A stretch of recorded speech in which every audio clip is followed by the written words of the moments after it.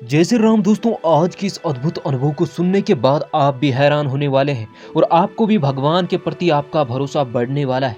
किस प्रकार हनुमान जी ने अपने इस भक्त को इस प्रेत आत्मा से बचाया। दोस्तों, हनुमान जी के भक्तों को कभी भी काली शक्तियां स्पर्श नहीं कर सकती है।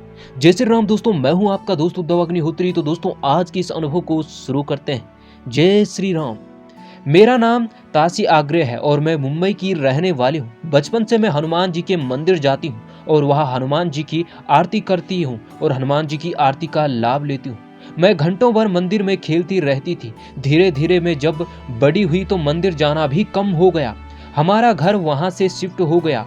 मेरी शादी को 6 साल हो गए हैं। मेरे पति का बिजनेस है और मैं बिजनेस में उनके साथ देती हूँ। 1 साल से हमारे बिजनेस में परेशानियाँ होने लगी और नुकसान पे नुकसान होने लगा। बैंकों के काम में देरी होने लगी। पैसे की तंगी आने लगी। जो काम 4 दिन का होता वह 15 दिनों तक लटकता रहता। किसी ना किसी वजह से बैंक में देरी हो जाती। कभी बीमार हो जाते। घर में बार बार काम बिगड़ते ही जा रहे थे।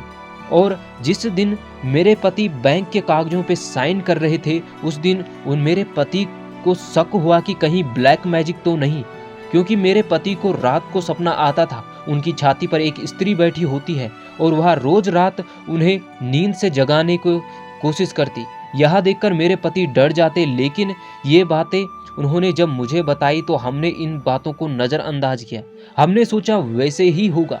लेकिन उसके बाद हम ज्योतिषी के पास गए और हमने जब ज्योतिषी जी को दिखाया तो उन्होंने कहा कोई बात नहीं है, अगर ब्लैक मैजिक है तो आप ऐसा कीजिए, प्राचीन हनुमान जी के मंदिर जाइए और वहाँ पर हनुमान चालीसा का पाठ कीजिए। हनुमान जी सब ठीक कर देंगे। हम स्वयंभू पाताली हनुमान जी के मंदिर गए और हमने वहाँ पर विधि विधान से हनुमान चालीसा और हनुमान जी का पूजन किया। और उस रात जब मैं और मेरे पति घर आए तो मुझे रात को सपना आया। एक स्त्री एक कमरे में है और वह स्त्री कोई और नहीं, एक प्रेत आत्मा है। और उसी के बगल में एक आदमी खड़ा है जो उस प्रेत आत्मा को कह रहा है कि मेरा पीछा छोड़ दो। लेकिन वह स्त्री कह रही है कि नहीं, मैं तुम्हारा पीछा तब तक नहीं छोड़ूंगी जब तक मुझे तुमसे अच्छा इंसान नहीं मिल जाएगा। और मैं यहाँ कोने से बगल से देख रही थी। और उसके बाद वह आदमी उस कमरे से बाहर जाता है और दूसरे कमरे के अंदर जाता है और वह प्रेत आत्मा भी उसके पीछे जाती है और उस कमरे के अंदर सोफे पर बैठ जाती है। और वह आदमी कमरे से बाहर आता है और वह प्रेत आत्मा सोफे पर ही बैठी रहती है। और जैसे ही मेरी नींद खुली तो सुबह के 4 बज रहे थे। मैं नहा धोकर हनुमान जी की पूजा करने लगी, हनुमान चालीसा का पाठ करने लगी। तभी मेरे कान में एक आवाज आई और एक नाम मेरे कानों में गूंजा, जो हमारे एक रिश्तेदार का था। जब मेरे पति सुबह होकर उठे तो मैंने उनको यह बात बताई और इस सपने की बात बताई। तब उन्होंने कहा कि उन्हें भी एक सपना आया, एक पिंक साड़ी पहनी हुई औरत हमारे घर से बाहर जा रही है। और उसके बाद जब मैंने उनको बताया कि मुझे हनुमान चालीसा पढ़ते हुए मेरे कानों में एक रिश्तेदार का नाम सुनाई दिया, और उसके बाद सारी गुत्थियां सुलझने लगी।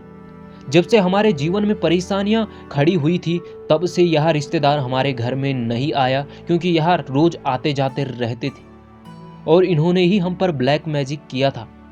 हनुमान जी की कृपा से अब हमारे सभी काम पटरी पर आ गए हैं और सभी काम बन रहे हैं। धीरे धीरे हमारे सभी बिगड़े काम बन रहे हैं और यह मेरे हनुमान जी की ही कृपा है जो उन्होंने हमें इतने बड़े संकट से बाहर निकाला।